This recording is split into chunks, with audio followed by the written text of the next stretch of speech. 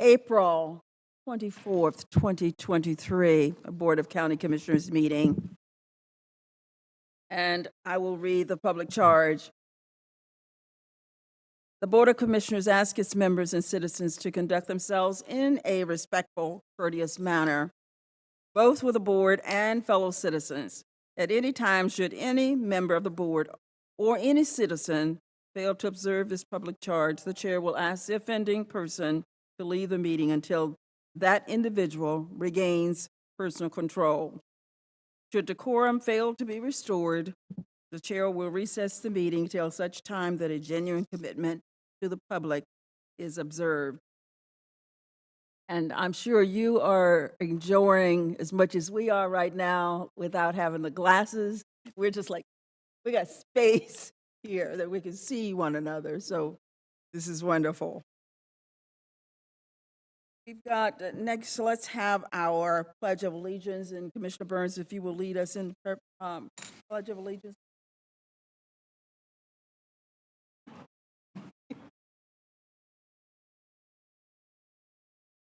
The flag,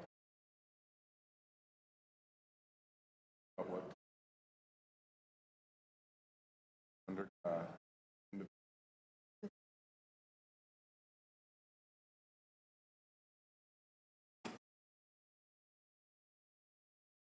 Are there any agenda adjustments?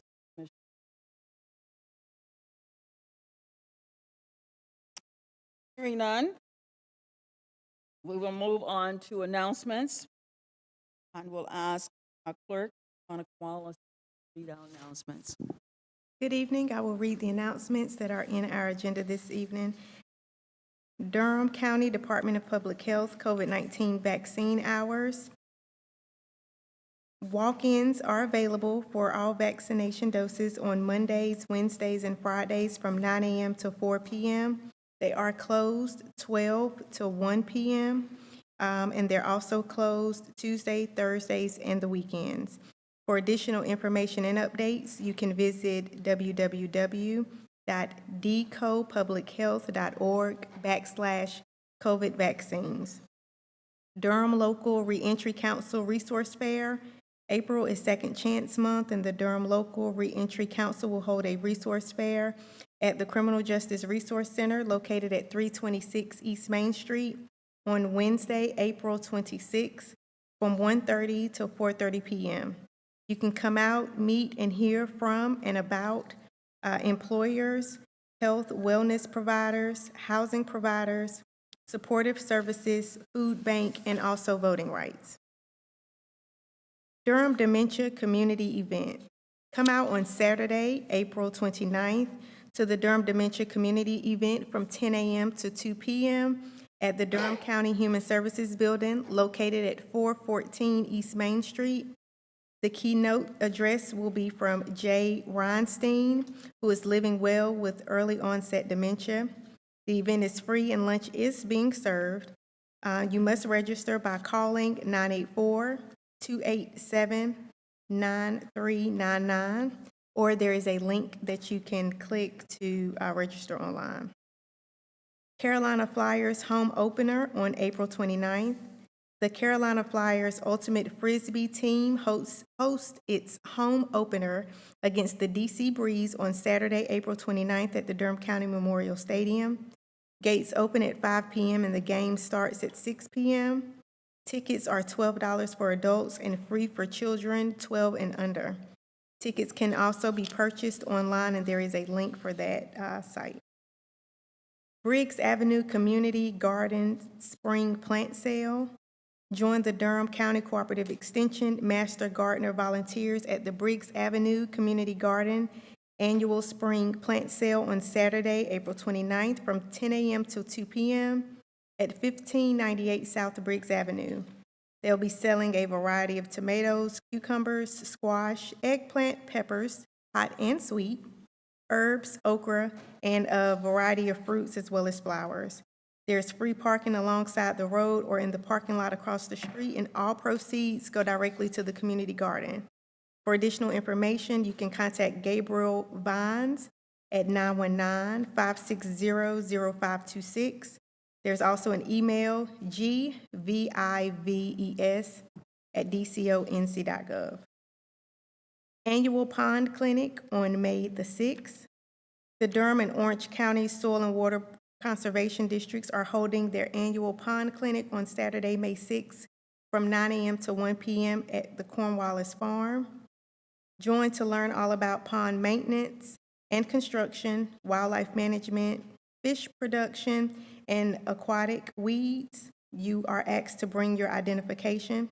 There's also will be a shock boat demonstration at the conclusion of the clinic.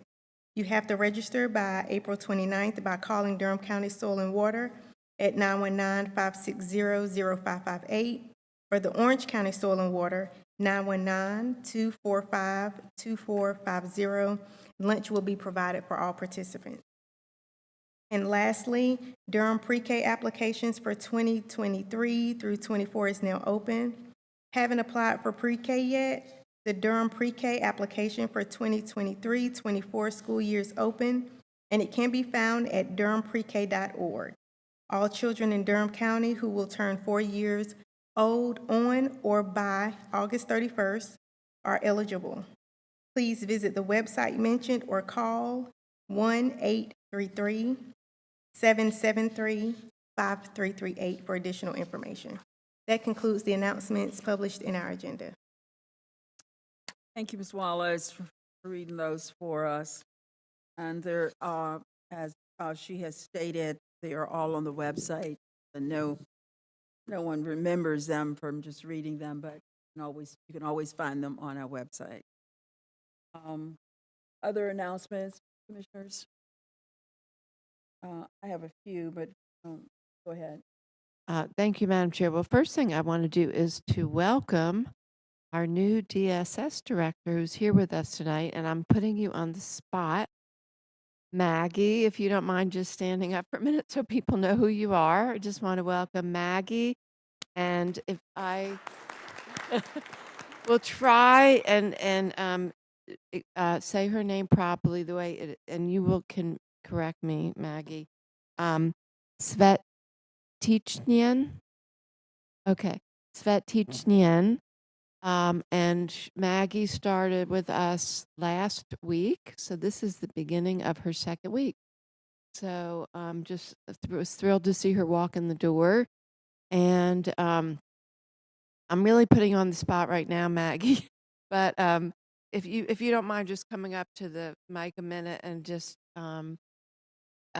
since you're here, and I know you're living in downtown Durham, and just give you a minute to say hello. That's all. Sure. Thank you, everyone. I'm very honored and proud to have this position. I told Ms. Jacobs last week in our board meeting, I have never moved to a city, and I've moved around a lot as a child, that I fell in love with so instantly. So my husband and I, we both live downtown, and I love it. We went to the farmer's market for the first time this Saturday, and I'm just truly honored to be a part of this community, and I look forward to working with all of you to make sure that our families are served safely and with respect and compassion. So thank you. Thank you. Welcome. Thank you so much, Maggie. I also just wanted to share, and I will get this information to our clerk, but I had gotten an email that May 9th is Fentanyl Awareness Day, and there are a number of free events that people can participate on, which are a speaker series that are virtual. And I just think this is such an important issue. Unfortunately, fentanyl has just been becoming increasingly a crisis in our community because it's just getting mixed into so many different substances and really putting people at risk. And we've seen our fatal overdoses in Durham actually rise. And it's not just it's people who it's mixed into their heroin. It's mixed into all different types of drugs that, frankly, people have been taking for a long, long time. And actually, I just found out last night that a coworker of my brother-in-law's, a young, very young woman, um, died from, at a party having, a substance, and she didn't know that it was mixed in. So I just want to raise that issue. I think it's something we can all really learn more about. And looking forward to the day when we're all carrying around Narcan with us so that we can just be prepared to help anybody in need. Um, and the last thing I just want to share is that a number of us were able to celebrate the ribbon cutting of the Family Justice Center, which is opening their doors tomorrow. It's a great partnership with the city and the county and many other partners. And the address for the Family Justice Center is 101 East Morgan Street. It's meant to be a one-stop shop for people in our community who are facing family violence, domestic violence, sexual violence, human trafficking. And the general phone number is 919-403-9562. Thank you. Commissioner Burns? Afternoon, everyone. I just want to throw out there for those of y'all who don't know, y'all know I'm a reader. It's Library Week. So we have about 40 events going on at the library. There's one that's really neat that's going on right now, but from the 24th through the 29th, there are going to be a bunch of events at all of our libraries all over Durham, from mock interviews to puppet shows to cooking classes to sewing. I think sometimes we don't think about all the fun stuff that we can do at our library. So there are a lot of events. The culmination, even though it won't actually be the 24th, it'll be the 28th, is an event called All Booked Up. And as corny as it sounds, it's not about books. It's a dance, and you get to dress up. So if you all have always wanted to, I don't know, dress up in the library and get 2 drink tickets for it, this Friday is your chance. So the tickets are $75. They're going to have the 3D printers out. There's going to be multi-sensory events going up. So again, if you would like to have a psychedelic experience in the library, your ship has come in.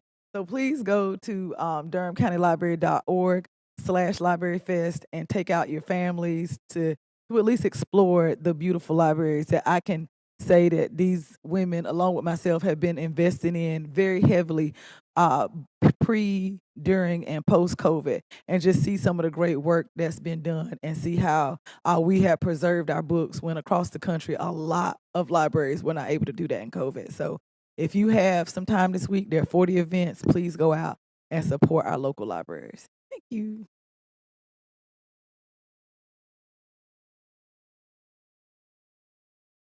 Okay. All right, thank you. Couple of things that I want to bring up. One of them is, if the board hasn't had an opportunity to visit Hayti Reborn Justice Center, the one that we supported, it's an awesome, awesome opportunity and just to see the work that they're getting done. And they're working with individuals in our community that have not had jobs before, that have not had places to live. And one of the young men shared with me that he's gotten 3 certifications since he's been there. 3 certifications from Durham Tech. So, and they're coming in and getting their certifications so that they can get jobs, and they're just doing some incredible work there. I'm really, really proud of us supporting this board, supporting the work they're doing. It's in the Mutual Building, yeah, on 50 Chapel Hill Street. It's on Chapel.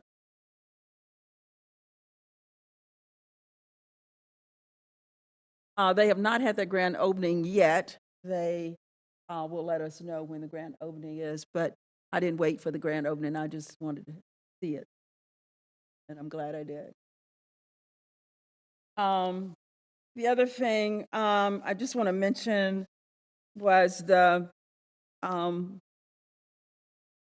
Black Maternal Health conference that we went to in Greensboro was pretty incredible. to be able to see people from different areas, not just Durham. Durham people were there, Greensboro, from all around the state to really talk about what they are doing in their communities, the initiatives that they're doing. And, you know, it's always great to hear what other areas are doing to see if it's something else that we can add to what we're already doing. And so it was great to be there. And then tonight, I just wanted to lift up and appreciate our governor, Roy Cooper, that did a proclamation. And I'm not going to read it, but just want to mention that he did one as well. And I know the manager put one in our newsletter. So the governor did want to acknowledge it as well.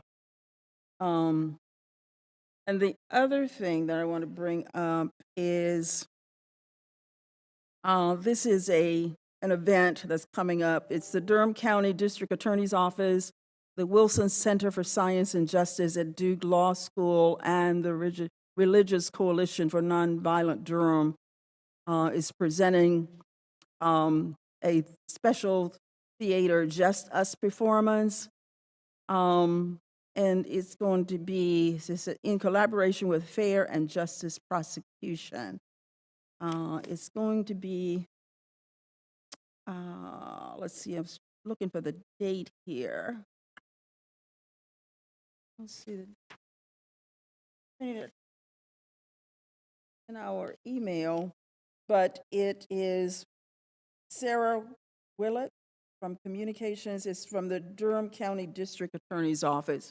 Anybody's interested in that. And I will pass it to our clerk, and maybe she can put it on the website for us.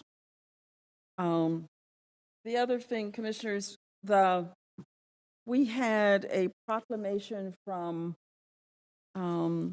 School Board, Javanya, and I think Commissioner Burns worked on this, and what I would like to know is it complete with all the commissioners, or is there more to be added? It has been completed. There was one addition, a statistical addition that was made by Commissioner Jacobs, which we did submit, and we needed to make sure that we could get it on the completed copy for the city. So we resubmitted it with the change to Diana and the mayor, and they have since made the update. So as of right now, yes, ma'am, it is complete. So does it go on our work session agenda? Javanya, now that Diana has added the new submission, is complete for us, and we can send it out, and as long as we have it in during May. So it doesn't necessarily have to be the work session, based on the last email I got from Javanya. Okay. Okay. All right, thank you. All right, if there's nothing else, was it anything for you, Manager? We'll move on down to our minutes. So we have minutes for the April 3rd work session. Were there any edits, any corrections that we need? Not, I'll ask for a motion to approve. Move to approve the April 3rd work session minute. Second? Okay, it's been moved and properly second. All in favor? Aye. Aye. Motion approved. 5-0. We have our ceremonial items. The board is requested to proclaim April 30th, 23 as National Therapeutic Animal Day in Durham County. And I've asked Commissioner Jacobs if she would read the proclamation, then we ask Ellen, yes, she's here, member of the volunteer of the Therapeutic Animal Team, to accept and share a few words.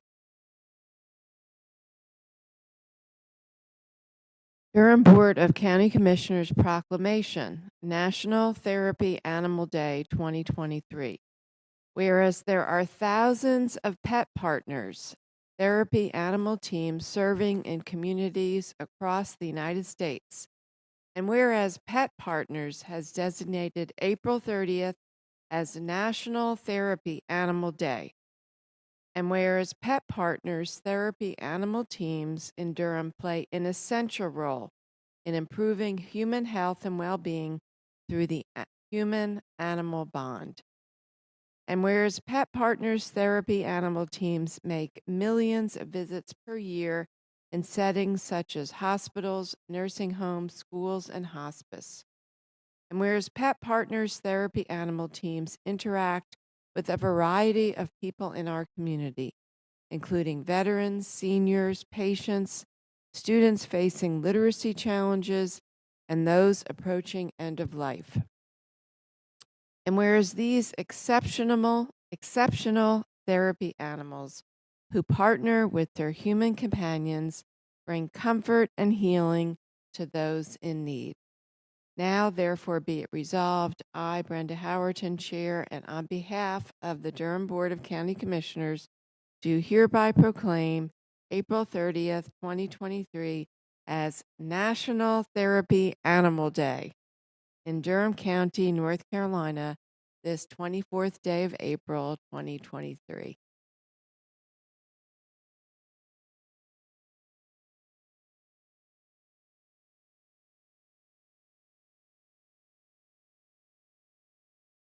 I have my partner Vivo here with me.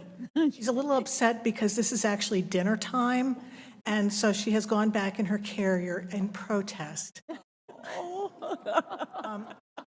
However, I do want to thank you for this proclamation and for recognizing these animals. My partners are in the minority being cats. It's primarily dogs we have, but we also have miniature horses and a number of small pets such as rabbits that go and visit. My cats alone have been to school, our public schools. They have been to Bible school in the summertime. They have been to nursing homes. They have spent time with dementia patients. We have been to rehab centers, dog walks, and all over Durham. And it has been such a privilege for me to be able to do that. People will ask me about what it's like volunteering. I have gained much, much more than I could ever have given by sharing my pets.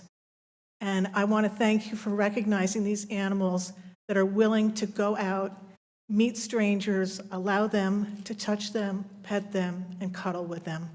Thank you very much. Thank you.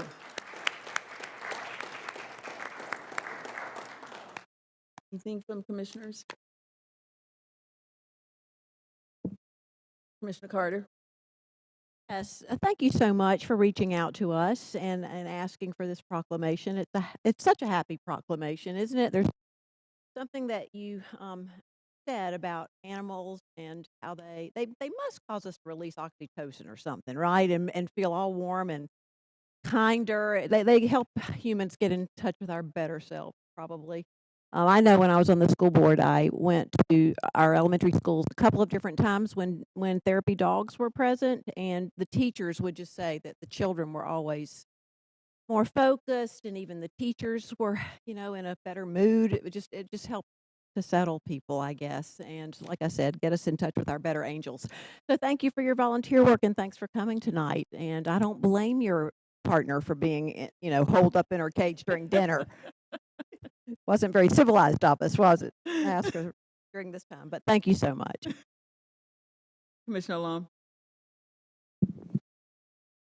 Commissioner Carter spoke so well. I want to add just the therapy and support that animals provide us is really amazing. These small and big creatures, if you have many horses, of just being so pure, to be able to spend that time with them. When I was in undergrad, I'm sure other folks when they were in college, we would have the puppies come, or like people would bring their therapy dogs to the brickyard at NC State during exam time. And I would always try to hide away from campus, but when I heard that the dogs were coming to town, I would show up on campus to be able to just have that stress relief. And it's just so vital, and especially for our kids, who a lot of times when kids are going through therapy and aren't comfortable talking to adults or other humans, but an animal provides them a support of place where they feel safe. So thank you to all the work that you do, and for volunteering all of your cats and pets. And thank you, Vivo, for all of the work that you do. providing me comfort before this meeting started. Mine is really quick. I was going to offer your partner Wendy's chips, but I don't want to give the dog pancreatitis because I can't pay for that bill. I know how high that bill is. But I did want to just throw out for everybody the ecosystem that surrounds therapy animals, right? I can think, everybody is not religious. So when my sister was in the hospital, when we, at Duke, a lot of times they want to send a priest around. My family's open to that. They want to send a pastor around. My family's open to that. They want to send an animal around. My family, but every family's not always open to the pastor or the priest. But for a kid that's going through chemo, a kid that is going through dialysis, come and throw a tarp over that kid because it was a tarp. It was a Saint Bernard back then. It was a pretty big dog. I was actually surprised that that's what the hospital had. And when I inquired about, well, where do you get these animals from? This was years ago, so it's probably 20 years ago. There was a camp, I think, in Chatham County, and that was where they had young girls who were actually in trouble, had been suspended, were in a camp, but they were the ones who groomed the dogs, who trained the dogs. And so what we have now are kids who were just as involved, who had a part in bringing these animals up. So it calmed them down. And then where does this animal go next? To a hospital. So there's a whole ecosystem, not just around the therapy they provide, but even the fact that we're able to calm kids down that have been in trouble and like, hey, help get this dog ready or this animal ready so they can go somewhere else. So I do want us to think about there's a lot of other things that go along with this process. And there are kids being helped at every level in the training of these animals. And I really appreciate it. So keep doing what you're doing. Jacobs? Thank you so much, and I'm glad I did get to meet Vivo, and she's absolutely stunning. Before the meeting, and it was even just fun to have an animal here in our chamber, and I just want to thank you and everyone in the community who is part of the Pet Partners um, therapy animal teams for serving our community in this way. We know that animals really do enrich our lives and help heal us and provide so much unconditional love for us humans. So thank you so much. So again, thank you for being here, and we appreciate all the work that you do. So this is good work. So thanks again. Okay, commissioners. Madam Chair. Yeah, really, really quick. I know that we're past announcements, but I just can't help bragging on some folks. So, two people got some designations this weekend. Can I give a quick shout out to our new master clerk, Monica, and our new designated clerk, Maceo? Congratulations. Woo! Also, our clerk was also recently voted on. I want to make sure I'm saying it right. The board, North Carolina Board of Clerks. Get me right. It's the North Carolina Association of County Clerks, and I was appointed to be on the board of directors. Woo!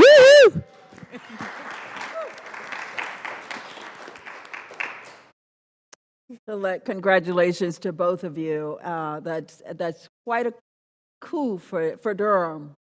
So thank you for the hard work that you've done already and the hard work that you're going to do going forward. All right. Commissioners, we are down to our consent agenda items. Are there any items that you want to pull to have more discussion around? From 23-0130 down to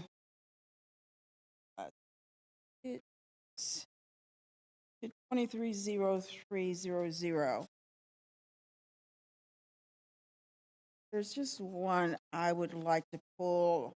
I just want to have Commissioner Carter say something about 230277. I'll pull that one just a second. Yeah, I'm gonna pull that one for a minute. I didn't want to necessarily pull, but I wanted to give either the county manager or the deputy county manager a chance just to highlight that there were a number of items related to the ARPA funding, and just to make sure the public is aware of, there are a number of related items to that. So that was just one request, as long as the recommendations from the two task force reports. Thank you. So why don't we go ahead and approve them and then have manager, like, Commissioner Burns? I can hold my comment till right after. It was a congratulations, so I can hold mine till we approve it. I don't want to pull it. So, All right, then if I can get a motion to approve all of the consent agenda items except for 230277. so moved. It's been moved and properly second to approve the consent agenda except for 230277. Mhm. All in favor? Aye. Consent agenda is approved 5-0.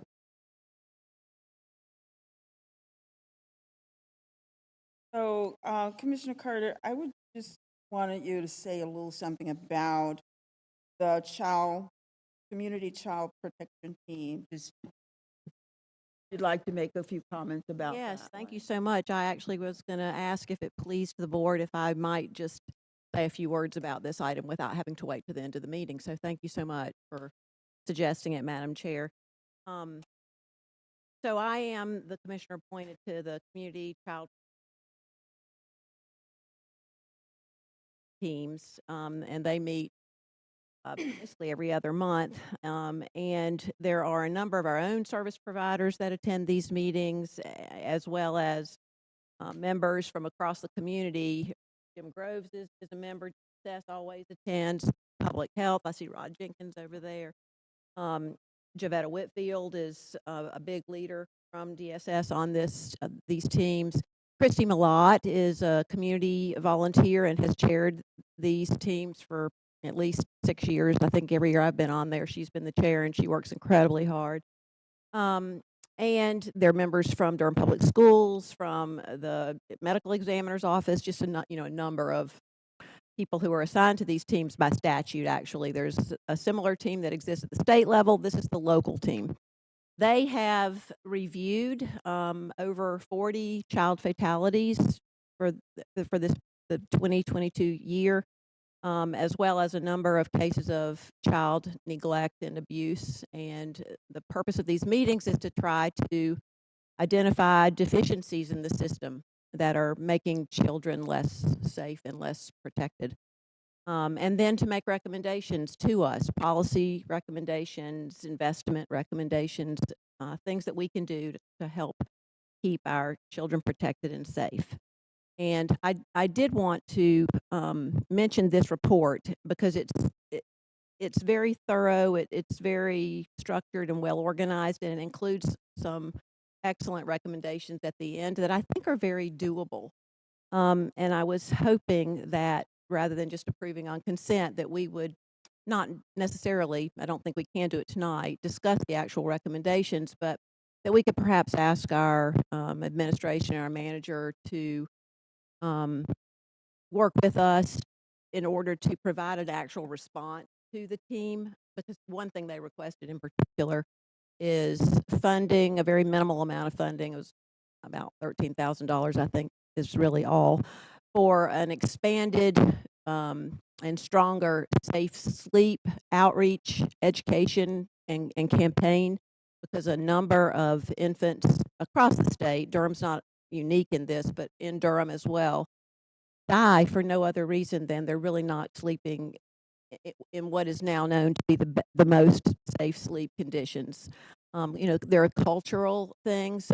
Many parents want to co-sleep with their children. They're tired. They think it, may be an easier way to keep them comforted and fed.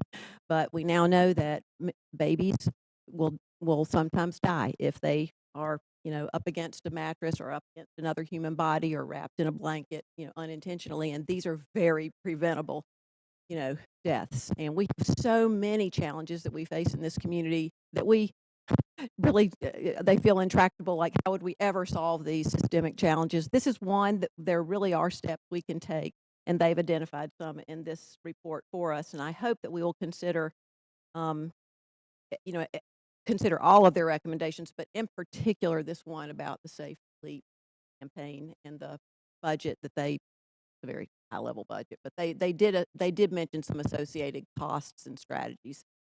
So I thought perhaps we could have an official some. Commissioner Carter, thank you. And thank you for serving on this committee. This is a tough committee to serve on. And I know, because I know I've been asked to serve a couple of times, and it's too close to tragedies that have happened in my personal life that I didn't think that I would be useful in serving in it on this committee.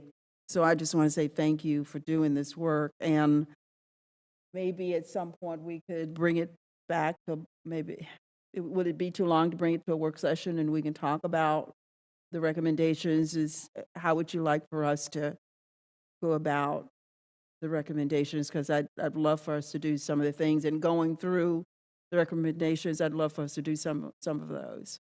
Well, I think at the very least, if the board is open to considering the recommendations, we could ask our administration to also review them and come back to us with what they think make the most sense, knowing that we are very supportive of them, and in particular, this one around all the recommendations associated. Plus, Okay, it's fine with me. Commissioner Jacobs? Yes, I just really want to thank anyone who's a part of the task force. And I know, Maggie, you will be joining as the DSS rep, because this committee always brings forward the most credible, really, and recommendations. And I just want to echo what Commissioner Carter said. I think now is the perfect time as we start to go into the budget. If there's anything that we can address in the coming budget related to the safe sleep recommendations. I also want to just say it ties into this board's priority around maternal and infant health. It does. It does. really is connected. And in reading this report, there's a lot in here that we're already starting to do that we can integrate into existing county programs, whether it's in cooperative extension, public health, DSS, Lincoln. But the other thing I wanted to highlight is the recommendations around gun safety and gun violence, which actually we already heard from public health's gun safety team, and completely aligns with what they recommended. And we did ask for that to be considered in the upcoming budget. So to me, as you said, Commissioner Carter, this is very doable, preventable, and it's also very much in line with so much of what we're doing in Durham County government. So thank you. Did you have something, Commissioner Alum? Commissioner Alum and Commissioner Burns? Mine would, it's almost auxiliary to something that Commissioner Jacobs said, so I'll say it quick because it's less than 60 seconds. I know that staff is about to go over the ARPA investments, but I just wanted to say thanks for whoever brought forth the one on childcare. It wasn't until you made mention, Madam Chair, about going over to Hayti Reborn Justice Movement. I had a chance, they invited me a couple of weeks ago, and I got a chance to go, and she's correct. Like, so many people have gotten certifications, so many people have gotten work, but one of the things that we have, I don't know if some of you all were not here when we had Carrie to speak from, Casey to speak from Made in Durham and the Bulls Initiative. One of the things that she pointed out was that 44% of our graduates were people who were expecting or who were about to expect. So what you have, mothers know that they now are about to have a walking, talking reason to make sure that they have a job and have somewhere to stay. So while I was at Hayti Reborn, one of the issues that they have popping up is women have vouchers, but they don't have a place to put them. They don't have a daycare to send them. pre-K application is open now, and you know, you got to do this at the fall of the year. So whoever brought forth this one, just a big, huge shout out, thank you, because it's exactly what the community needs. And I'm excited and I'm happy to vote for these types of initiatives on our consent agenda. And so again, back to something Commissioner Carter, I, and Commissioner Howard pointed out. Like, we have really got to invest in childcare, make our companies do it, make the apartments that are coming here doing it, so that when folks do get these certifications, when they do get these jobs, they don't have to choose between taking a job and having a place for their kid to go. So I'm just excited about the $800,000, and that was all. Okay, there's nothing else. I'll call for a motion to approve 230278. Seven. 77, okay, I'm looking at. So wrong moved. one. 0277. So moved. Second. It's been moved and properly second. All in favor? Aye. Item is approved 5-0. So I'm going to go ahead. I know that you want to talk about all the items. But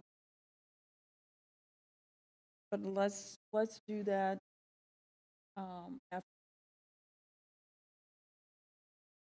go to the public hearing, and then we'll.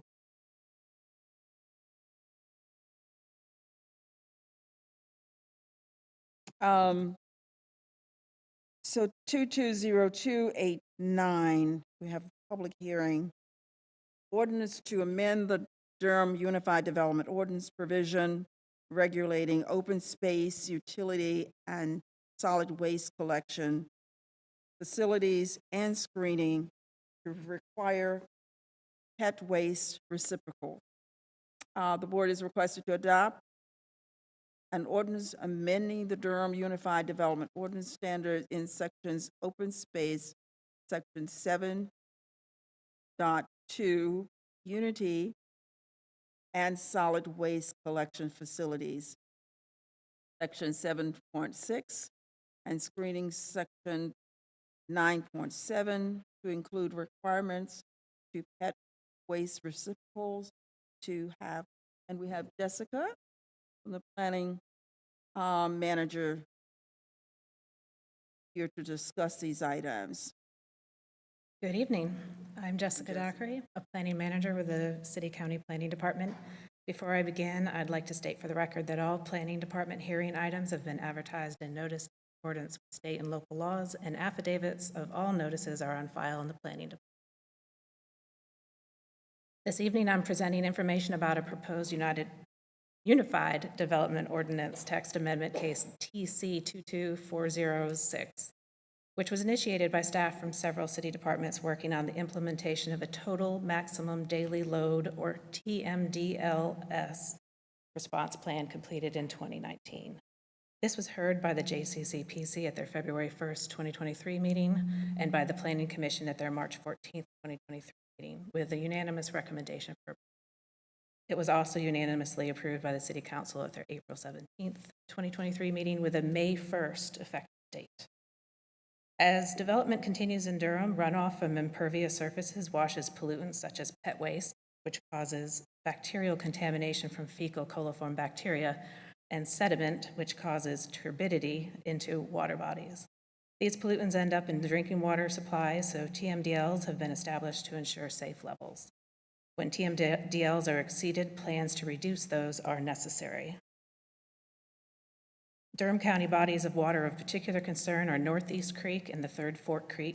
Northeast Creek is impaired due to excessive fecal coliform bacteria from the digestive systems of warm-blooded animals, including pets. Third Fork Creek is impaired by high levels of turbidity caused primarily by erosion in streams and due to earth-moving activities. The City of Durham completed a TMDL response plan in 2019 that focuses specifically on TMDLs in Third Fork and Northeast Creeks. However, TMDLs affect the many water bodies throughout the county. The proposed requirements for pet waste receptacles will assist with implementation of the Northeast Creek watershed. Forwarded too far, hold on. watershed improvement plan efforts to address fecal coliform bacteria, which also protect other watersheds from similar bacterial contamination. Primary sections of the Unified Development Ordinance that will be affected by this text amendment are Articles 7 and 9. Article 7 includes design standards for open space and residential developments, as well as standards for utility and solid waste collection facilities in all developments. These standards will be revised to require pet waste receptacles at the trailheads of all greenways and trails for new development.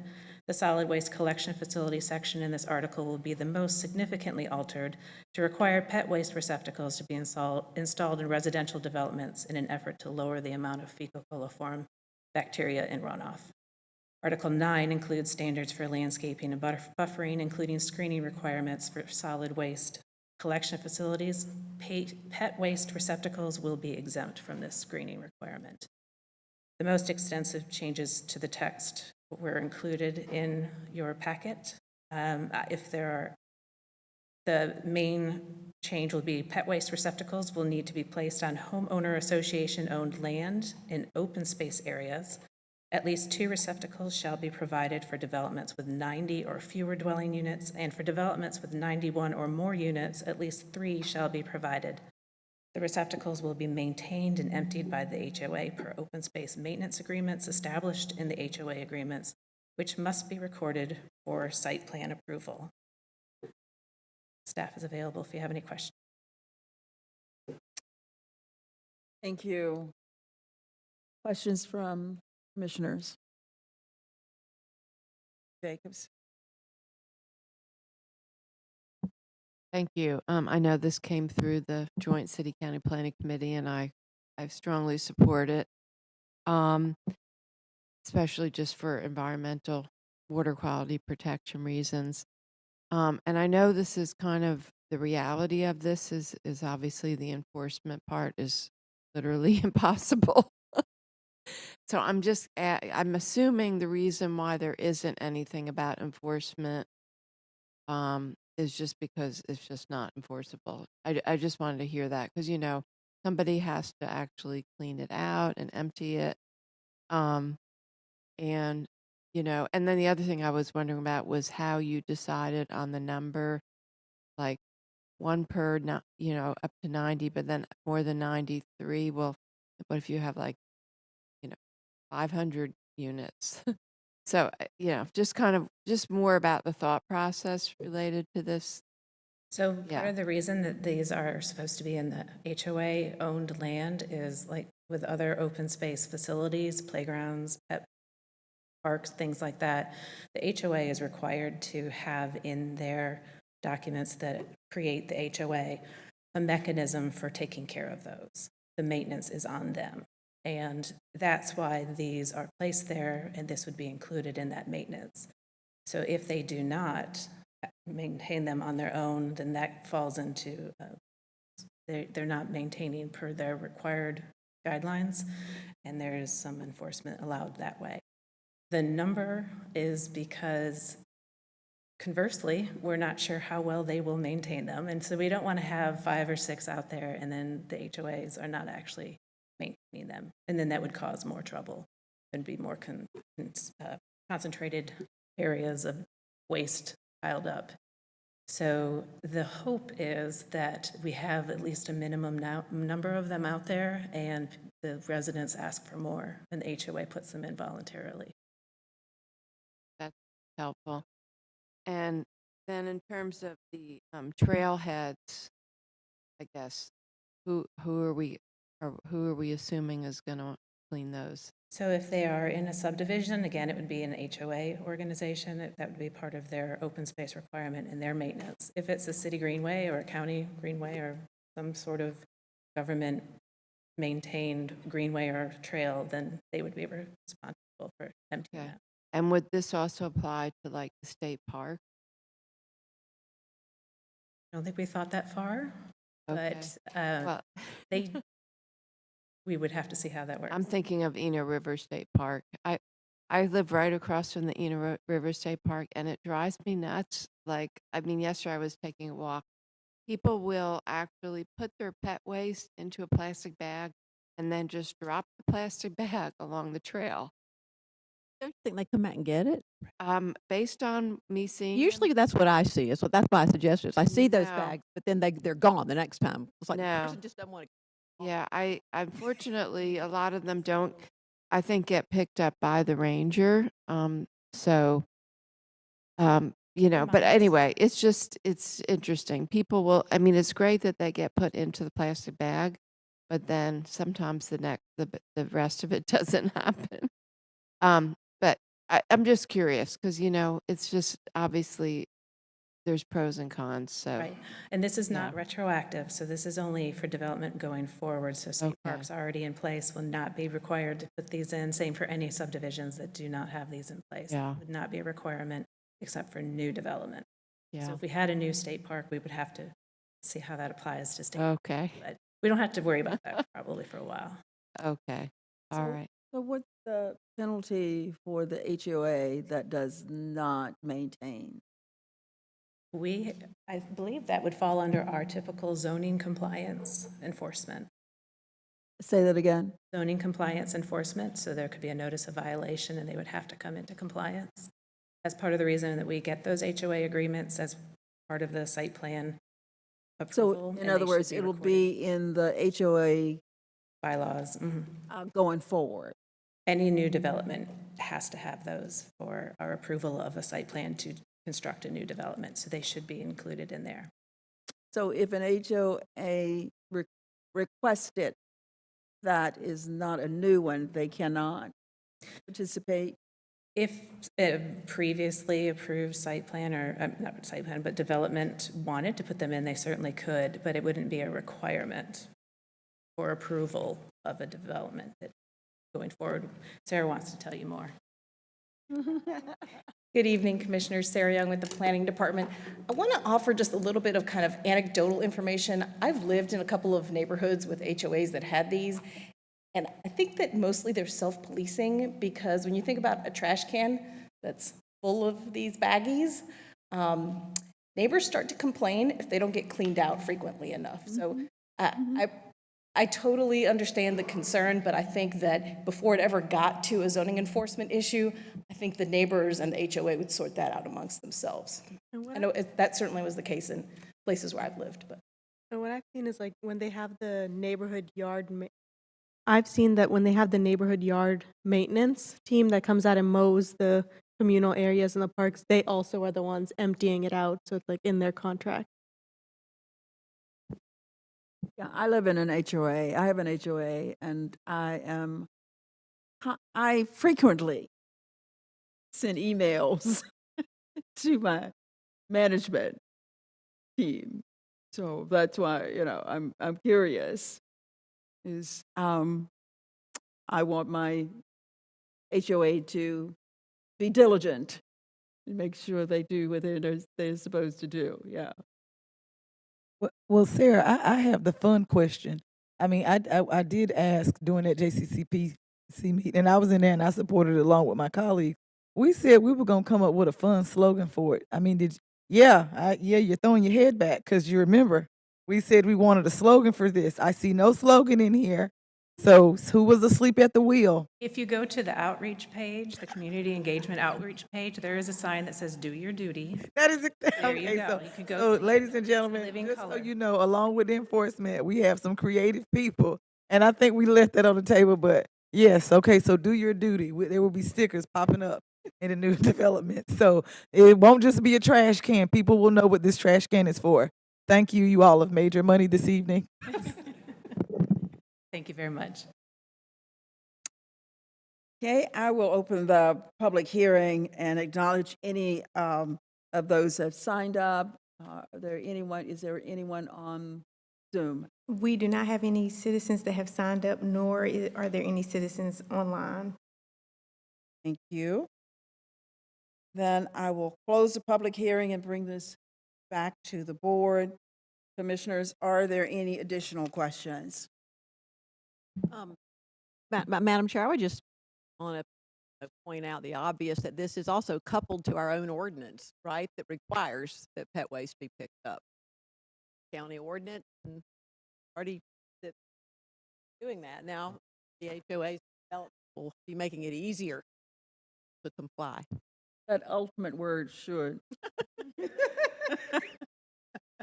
And if the attorney can tell you the legal is should and must, they're two different words. For hope. Thank you. Okay, so commissioners, I will now entertain a motion. We have two motions. One is to adopt an ordinance amending the Unified Development Ordinance Standards in section Open Space section 7.2, Utility and Solid Waste Collection Facilities, section 7.6, and screening section 9.7 include requirements for pet waste receptacle. So moved. Second. So it's been moved and properly second. All in favor? Aye. Aye. Motion passes 5-0. And then we have a second motion is to adopt the appropriate consistency statement as required per NCGS 160D-605. So moved. Second. Moved and properly second. All in favor? Aye. Aye. Passes 5-0. Now we are at 2209-0290, public hearing. Zoning map change, Leedsville storage. The board is requested to conduct a public hearing and receive public comments on the zoning map change, Leedsville storage Z22000037. And we have Alexander is already at the senior planning manager to discuss this item. He's at the podium. Evening. Planning Department. There we go. Happy to be here with y'all tonight. So we received an application from Warren Mitchell of Leesville Storage Partners, who proposes to change the zoning designation of two parcels of land totaling around 22 acres and located at the 4600 block of Leesville Road. The current zoning is commercial general with a development plan and residential rural. The existing development plan limits the use to RV and boat storage. The applicant proposes to change these designations to commercial general with a development plan to facilitate the construction of a self-storage business. As a reminder, development plans allow the applicant to make commitments in excess of the ordinance requirements. The stream on the western portion of the site will have the required 100-foot intermittent stream buffer. The applicant is proposing tree preservation at 10.3%, which is on a requirement of 10%, so it exceeds it. And the project boundary buffers will meet the ordinance requirements and range in distance and opacity from 10 to 50 feet, depending on the boundary.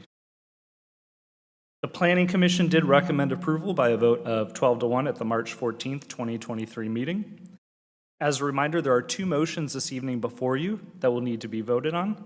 The first is to adopt the zoning ordinance, and the second is to adopt a consistency statement.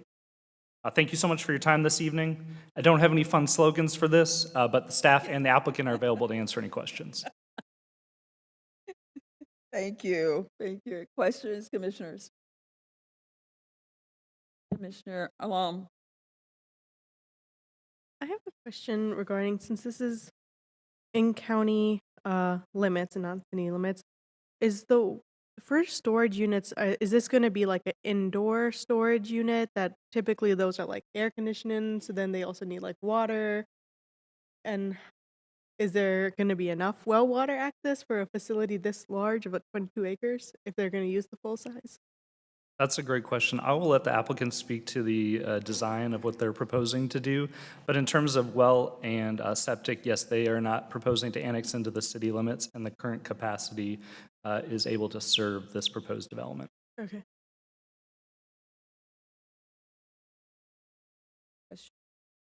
With staff. Jacob?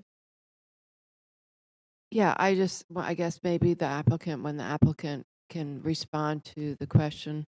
Commissioner Alam, they asked also, there was a social pinpoint message from a community member about whether, it was going to be a facility that was open at night, I guess concern about noise, lights, because I do want to note that the land use adjacent to the property is residential. And so I guess I had a few questions. One is, I know that the applicant has proffered to do what they're calling a footpath. And is that kind of like a shared multi-use path that is kind of completely separate from the road traffic? I mean, I looked on the development plan, but I saw a 10-foot path, or could you explain a little bit more about what that is? Yes, so the 10-foot shared path is along the full frontage of the site along Leesville Road. This is the new standard that NCDOT, City Transportation, and BPAC have decided is the best path forward. So a shared use path is for pedestrians, cyclists, and any sort of non-motorized wheeled vehicles. So it is separated from the cars. It is it is not in the road, it's protected or separate. There is not a requirement that it's protected, but that is something that would be great. Okay, I'm still not clear. Is this separate, removed from the road? Is there any separation? Because I know from the MPO, our 2050 plan, I mean, we've asked that there be some type of a path that's multi-use for bike and pedestrian, but it is physically separate from the cars, whether it's grass or something, but it is separate. Yes, Sarah Young again. Good evening. That's correct. So multi-use paths are typically separated by at least a grassy or landscape strip. They do have the potential to, do some other things in that strip, plant it more, or if, conditions really warrant some additional safety measures, they can. But typically, it is just a distance separation. It is not within the roadway bed like you would see, for instance, a shared bike lane. So when we talk about a shared multi-use path, it is physically separate. It is not contiguous with the roadway that vehicles drive. And what is this that's in this development plan? This is shared multi-use path. Okay, so it is going to be separate from the traffic. Okay, that's what I just wanted to get clarity on. So, Okay, and will it be open all night? I believe those are questions for the applicant. My understanding is it would be a 24-hour access, but I'm not positive. Of the applicant in a minute. Okay. All right. I just have one other question about the buffers. I noticed that some of the buffers are, 30 feet with 0.6 opacity, but then some were as little as 10 feet with like 0.2. Could you explain why there is that type of variation? And yeah, I just had concern about that. Absolutely. So the interactive buffer model is, I don't know if you've ever seen it, but there's a lot to it, and it's based on the use for the adjacent uses for the site. So we have residential, rural, and commercial general on different sides of the site, and whether an existing use exists there or not determines what that buffer will be and what the opacity will be. And so that's why you'll see a range from 0.2 and 10 feet to 0.8 and 50 feet. Any of the buffers will have to follow the landscape manual and those vegetative plantings. Okay, I'll have some further questions about that for the applicant. Thank you. Any other questions for staff?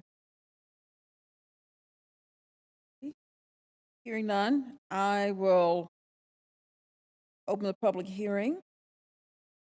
And I know that there is, we have one person signed up, Neil Ghosh. You will, podium. Good evening, Chair Howerton and members of the Board of County Commissioners. My name is Neil Ghosh. I am an attorney with the Morningstar Law Group at 700 West Main Street here in Durham, and I'm representing the applicant for the project tonight.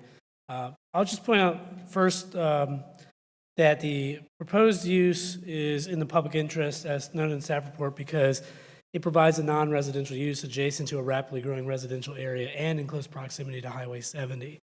The other thing to point out in the development plan, the access point is planned well north of the intersection of Leesville and 70, which makes it safer than the current access by moving that access point further away from 70 where all the traffic is. The plan also, on the development plan, it includes stub-out connections, right-of-way dedication, and multi-use path improvements, which will result in better connectivity at the site. As was noted also by staff, additional tree preservation is committed to, and maybe a subtle component of the development plan, there is a stream, it is protected, and there is no stream crossing. So with this zoning, no stream crossing would be allowed in the future either, unless the property was rezoned. Also, again, the site is appropriate for the intended use given its proximity to 70, which is a commercial corridor, as you know. And as far as we know, there has not been any neighborhood or significant neighborhood pushback, and in fact, we have heard of some support from the neighborhood. Now, to answer some of the questions that I heard earlier, the site would be on well and septic. It's planned with essentially one bathroom, kind of for the office. So there's not a huge demand on well and septic. They will be indoor air-conditioned units, but that does not require any kind of water utility for that. The hours of operation, generally speaking, that's going to be 6 to 11. And at some points in the, I guess I would say the boating season, there may be some need to access the site kind of after hours for just to bring boats in for storage. And that'd be limited again to, that can happen, but the hours of operation will be 6 to 11. And I think, Commissioner Jacobs, did you have more questions about the multi-use path or something? Yeah, I just wanted to confirm that it was separate from the roadbed. Physically separate, yeah. So Yes. the vehicular travelway will be separated from this shared multi-use path, I believe, by a grass strip. And so, they won't be together. They won't be paved together, I guess is the way I would put it. I think that answers your question, right? Yes. And I'm just wondering because, storage facilities can look all different ways. There's some that are attractive and are nice landscaped, and then there's some that are not. And I do want to note that this is, entrance to a lot of residential development, and it is, on just, I guess, that was some of my concern about the landscaping. Sure. So, I think it's one aspect of, it's not landscaping technically, Yeah. riparian buffer, right? Right. So the stream is protected, all of those trees are going to remain there. So there will be a significant amount of tree stand on the property. Then you have the required buffers around the project boundary buffers, I guess. And those are being implemented on the site consistent with the UDO requirements for that. I wouldn't know how else to respond to that other than to say that this is intended to be, an indoor storage facility, with air-conditioned units. So those are the ones that I would say they tend to look more like office buildings, although I don't think anyone would mistake it for an office building. But they look more like that than a bunch of garage roll-up doors. However, this site, adjacent to the site also includes the boat storage, which is those are kind of limited in number as far as how many storage facilities there are for boats. This will be one of them, and that's outdoor storage.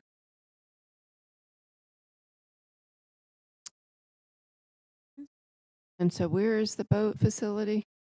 It's adjacent. You want to, It's directly adjacent.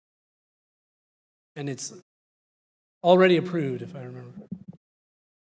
Yeah, absolutely. Madam Chairwoman and County Commissioners, good evening. Thank you for allowing me a chance to speak. My name is Warren Mitchell.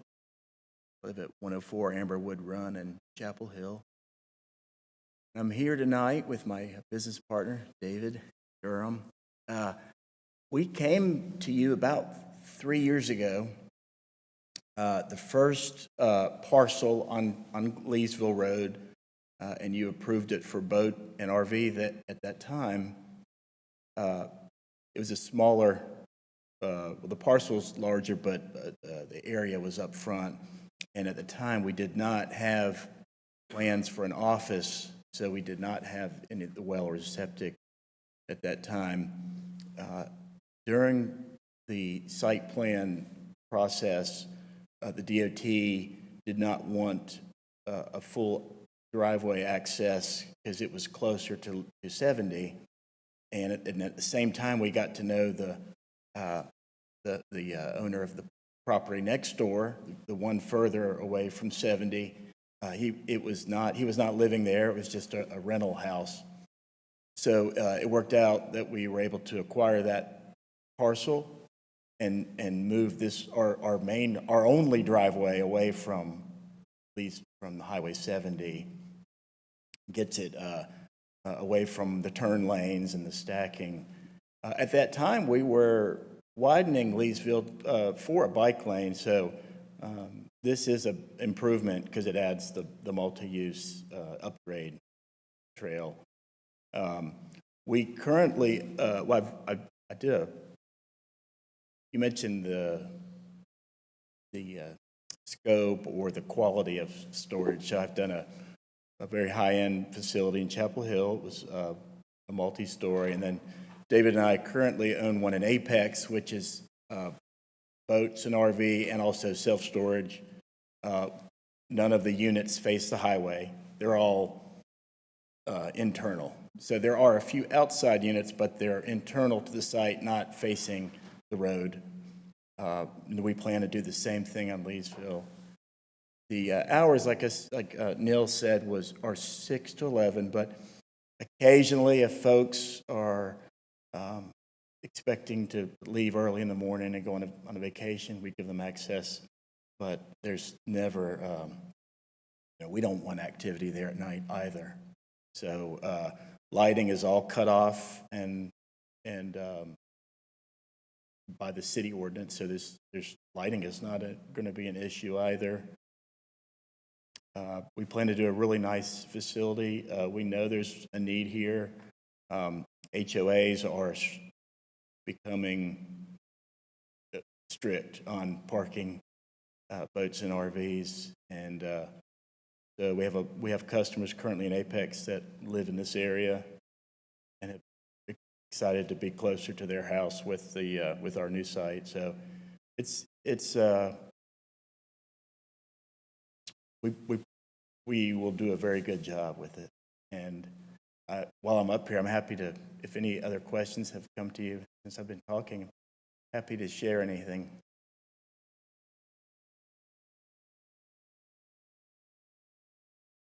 Well, thank you very much. And I think we have another speaker as well. Great, I'll be sitting. Thanks. Yeah, thank you. One online.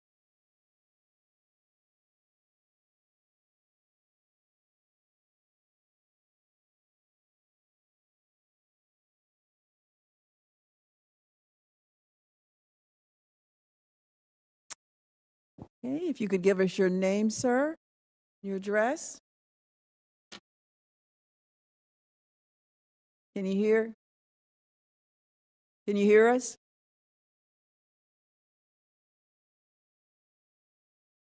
He can't hear.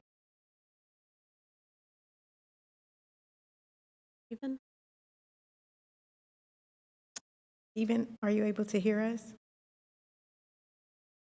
Can you hear? Did you say Stephen? Yes. We hear Can you. Hear us?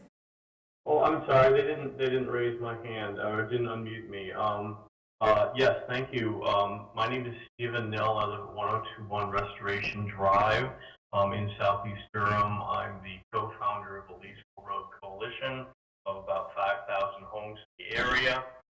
We're a proponent of this development for a couple reasons. One, as you know, there have been 10,000 new homes approved in this general area in the past 2 years. This won't really put any strain on Leesville or on US 70 be, no matter what type of road it becomes in the future, based on, the limited in and out that there would be as far as people in the location. That's number one. And then number two, there's about 4,000 active adults in this area, basically people who have, older people who in many cases downsized to move into these developments. The challenge is they downsize the size of their house, but not the stuff they brought with them. So storage units are really important to them. It's a place they put grandma's tea chest because you can't just part with it. So this fills a big need for this area. So we're very, very supportive of this being developed on this space, rather than yet another 300 townhomes, which I don't believe the topography of this land actually allows. So thank you very much. Thank you. Commissioners, if there are no more questions, okay, I will bring this back to the board. I will close the public hearing and then bring this back to the board. Any other questions for staff? Hearing none.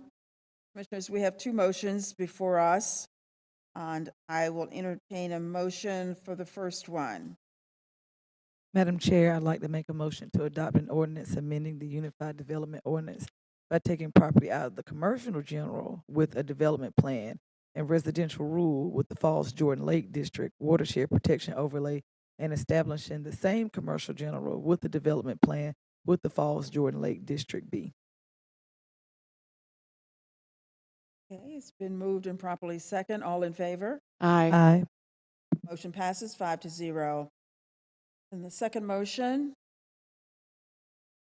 Madam Chair, I motion to adopt the appropriate statement of consistency pursuant to NC General Statute 160D 605. moved and properly second. All in favor? Aye.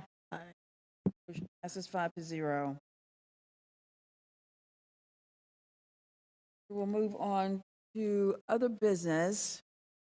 230272, Durham County Adverse Childhood Experiences and Resilience Presentation.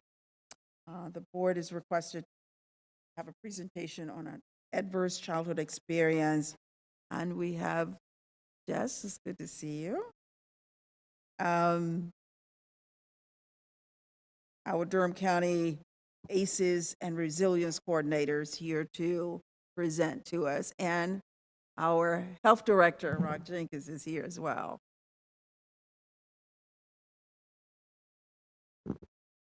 Thank you, Chair Howerton. Good evening, Commissioners. Good to see you. Good evening, Dr. Sowell. It's good to be here with you. I know, Chair Howerton, we had talked earlier this week, and you said, I'd hope you come before the board soon. And I said, I think it might be pretty soon. Yeah. So here I am.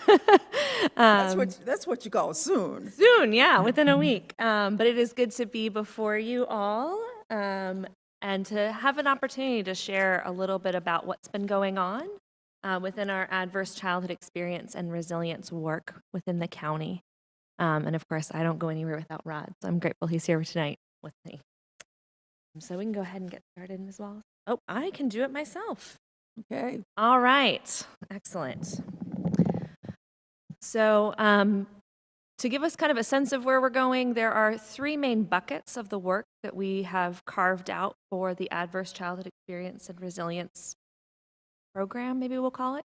And that is the Durham Adverse Childhood Experiences and Resilience Task Force, or DART, which Chair Howerton chairs. And trauma-informed care within Durham County Department of Public Health. That's an initiative that we've had going for about 9 months now. And then training and workforce development. So I'll have an opportunity to share a little bit more about the task force and then share some accomplishments and where we're going for all three of those buckets. But before we do that, I wanted to share some updates that we've had in kind of our understanding of adverse childhood experiences in the last few years since we've had a chance to talk. And first, there is now a statewide initiative around resilient and thriving communities that's led by the North Carolina Partnership for Children, which I have had the pleasure of serving on the Community Advisory Board, and Dr. Wanda Boone from Durham is also on the State Advisory Council for that.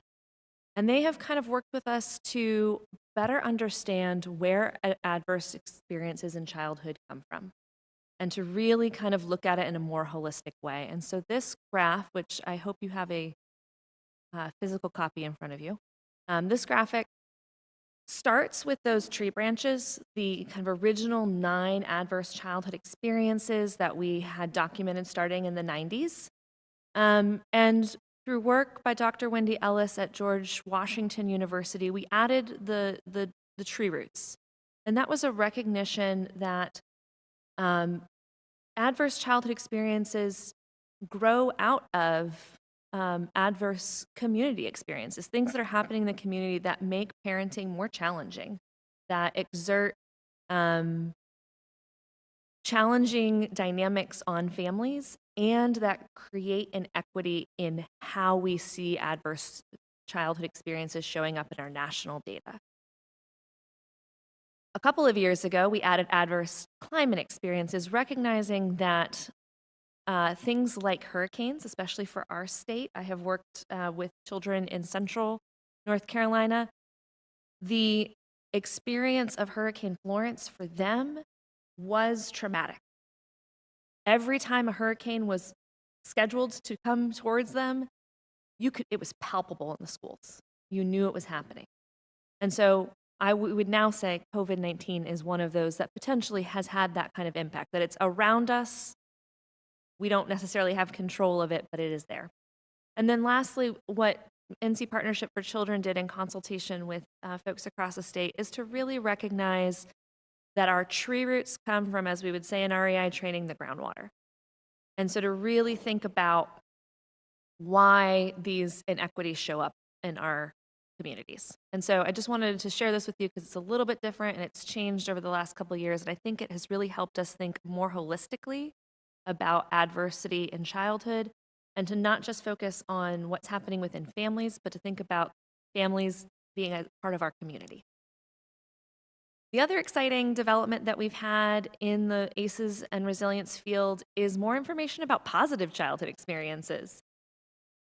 This is really important because we have often been so concerned when we see children and adults who have ACE scores of 4 or more, based on the existing evidence at the time that would indicate potential long-term health consequences for them. But we were seeing that wasn't holding true at the individual level, and we believe that this is why. Positive childhood experiences have the opportunity to outweigh adverse childhood experiences, which is really good news, because that means that we can pile on the positive no matter what is happening. And so having an ACE score of 5 or 6 is not deterministic of long-term health consequences or early death. That's good news for a lot of people. And we are seeing that these experiences are associated with adult mental health and relational, like positive adult mental health. So that's really, really good to know that things like feeling like you can talk to your family about your feelings, sense of belonging at school, feeling supported by your friends, and enjoying participation in community traditions are things that we can build for our young people.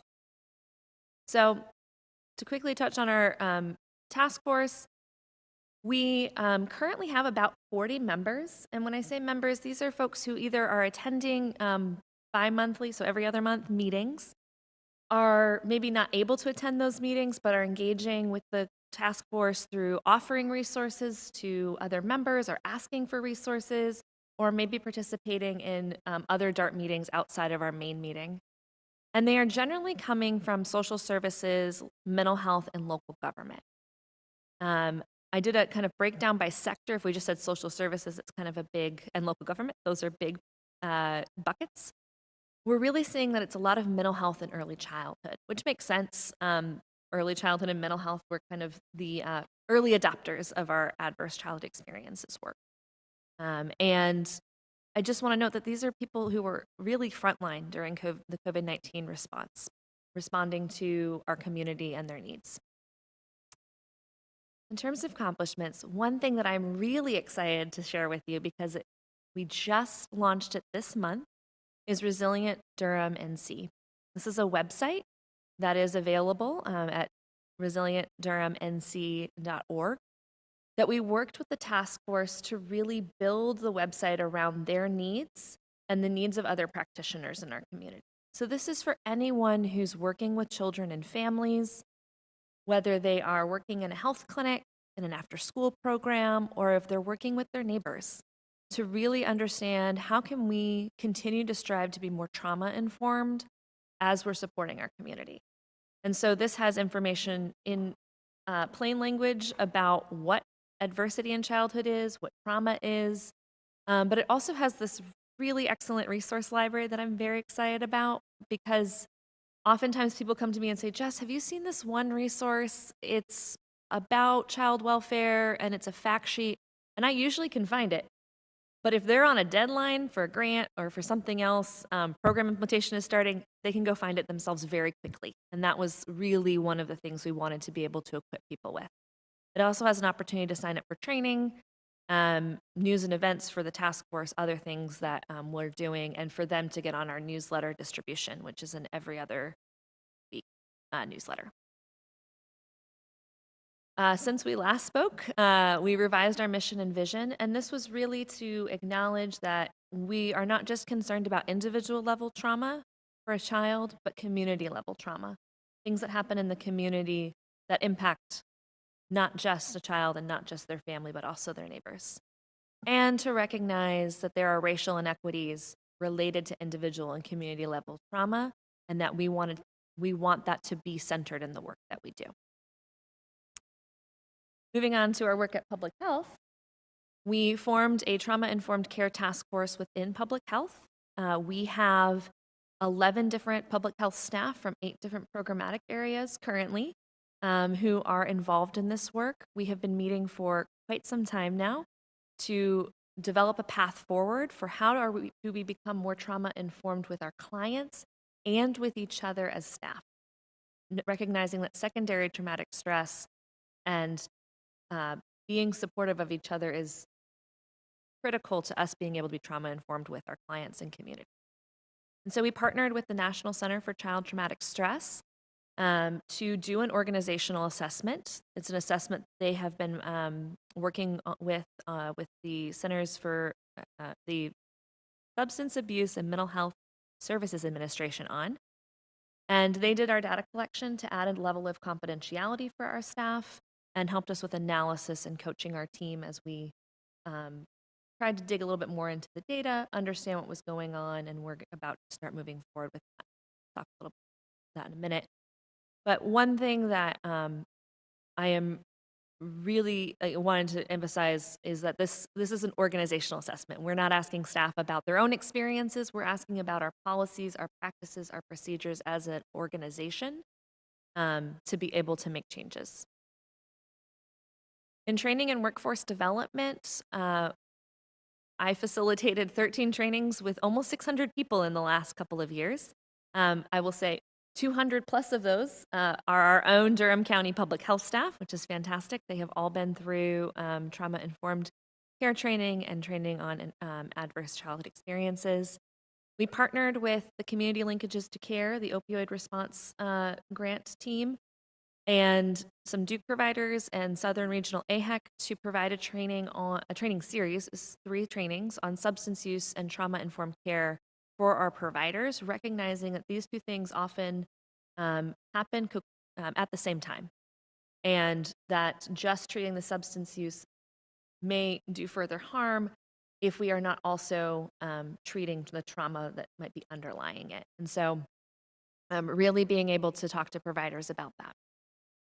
Lastly, we did a 3-part training series with some of our county staff from the Criminal Justice Resource Center, some of our public health staff and care management for at-risk children, and Project Build around community resiliency model skills building, motivational interviewing, substance use, mental health 101, and motivational interviewing. And that was just to give people skills that they can use with each other and with the community.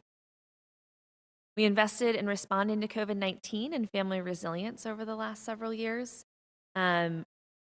diaper need is actually really related to parent social emotional health. And that was one of the biggest focuses we had was around supporting our parents through COVID-19.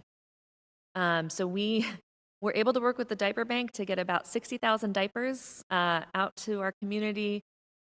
We also had 4 contracts with local organizations to address parental stress, resilience, and family strengthening. And just in this fiscal year, we have 6 contracts either for parental stress, resilience, and family strengthening or workforce development, with 84% of those dollars going to minority and women-owned businesses, organizations. So what's next? Partnership is so key to this work. We don't do this by ourselves. And there are so many different task forces, organizations, coalitions who are working at addressing some of the root causes of adverse childhood experiences or particular pieces of adverse childhood experiences. And so we'll continue those partnerships, specifically with Grown in Durham, our early childhood action plan, around resource navigation and social, emotional, and mental health. Continuing our collaboration with Partnership for a Healthy Durham's Mental Health Committee on social, emotional, and mental health.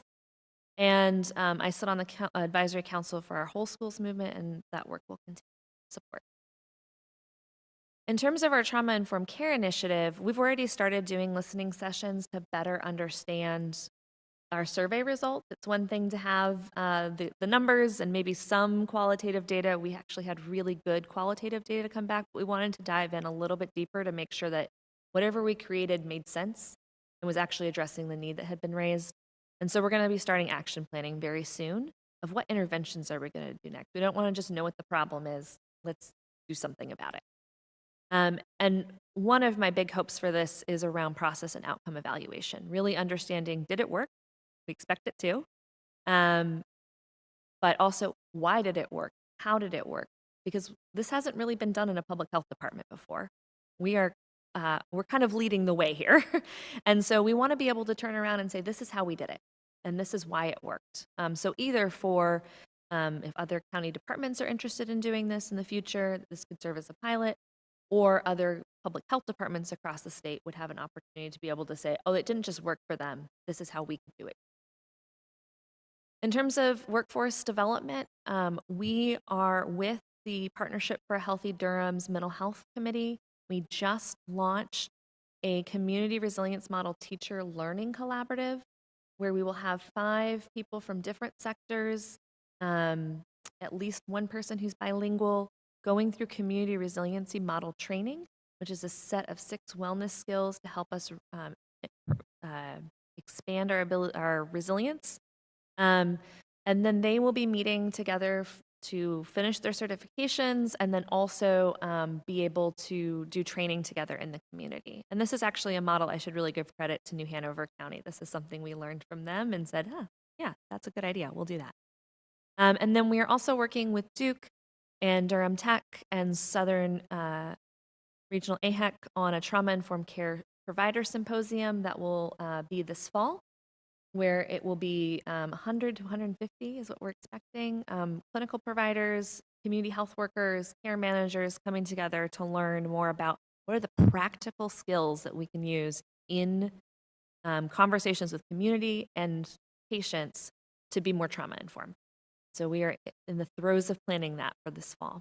And then lastly, DART is starting up their policy work group again. I know Chair Howerton, we had a very good discussion last week at the DART meeting, and we look forward to bringing back some policy recommendations for you all sometime later in the year.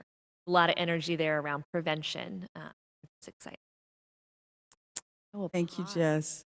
Anything for you, Ron? Anything for you? I think Jess has said it all. Good evening to this illustrious board. I'd be remiss if I did not say thank you to this board for investing in this position. As I said to Manager Sowell doing budget presentations, that Jess is public health, and she is fiercely committed to the ideals of public health, and she is a great team player, and she is lending her expertise to a number of different public health initiatives and causes. So we're certainly happy have her on the team. But more importantly, we strive to be cutting edge during public health, and she's assisting us in doing just that. And sort of like how we reached across county lines with Black maternal health issues with Guilford County, we're doing the exact same thing with Orange County. There's an initiative with Pecory, and it's all about Black maternal health care and reducing infant mortality and disparities. And Jess is hopefully going to help us with that as well. So your return on investment is enormous, and I cannot be more grateful. Well, thank you both so much. Jess, thank you. I mean, 595 people is a lot, as a trainer, facilitator, that's a lot of people. Over a year period of time or how long? 18 months. 18 months? That's And I will add, in the midst of our COVID response, Yeah, we in the had some middle of additional COVID too, duties as yeah. required. That's a lot. So thank you. Commissioners, I have been wanting to make sure that you were informed about what ACEs, what's happening with ACEs and all the work that Jess has been doing. And this last meeting, I threw out a challenge here that I'm going to ask one of the board members to help to facilitate, and I'm looking at Commissioner Carter. This fits very well some of the work that you're doing with child fatality recommendations. Some of them do. And as we talked about at our last meeting, as we talked about policy, and we talked about resolution, and my challenge was, let's not just do a resolution unless it calls for this board to take some action. A resolution is pretty, it sounds good, but is there any action that we're taking? So I'm going to ask Commissioner Carter to work with me on what kind of policy that we can come up with to accept the challenge. Sure, especially if we have Jess and Rod being our wing people on support, Yeah. helping us make informed decisions. But yes, absolutely, sure. So, okay. Thank you, Chair So, Howard. and that means also for all the full board to have input in that, because I just wanted them to have something that calls us to take some action when it talks about adverse childhood trauma. It's important. And in all the shootings that have been happening in our community, all of these things impact the entire community. When the community is not well, our children are not well. Commissioners? I'll start with Commissioner Burns. One, this was so timely, so thank you so much. I took a lot of notes, and I do want to just throw out, I can appreciate, like, even that first slide with the tree. I think so much, we do think about just the childhood, right? When you threw up cultural in there, like when we think about segregation, when we think about anything, like these are things that the residue passes on to the children, like the lessons we're taught. I was talking to a group of young girls today. They're nowhere near from where I'm from, but their mamas told them what my mama told me. You know what I'm saying? And then climate. I really don't think some people think about what happens to people in southeastern North Carolina. That is work that I do every day. And when you're living in a house where the walls are caked with mold because every year it rains, and that's what you have to breathe in, and then you can't understand why chronic asthma is an issue in this one. Like, that's what the C is for. So one, that visual needs to be tattooed on somebody's something, and everybody needs to look at it, because we got to start looking at it in a more holistic way. The information that you brought up about the diapers, a few of us were able to go to the North Carolina Diaper Bank this weekend. And we noticed, I think she told us, keep me correct, Commissioner Jacobs, that they will be giving out 23 million diapers this year. So, okay, she sat there and she made a good point. And she, she did not hold back, while the governor was standing there, while men were standing there talking about period poverty. If a mom can't afford diapers, and she's going to buy diapers first before she buys feminine products, she certainly cannot buy feminine products. So just the fact that holistically, like the kid has to see all of that. Dad, mom, and dad has to see all of that. And the fact that we're making those investments along with the investment that we made in the perinatal center, like that's huge.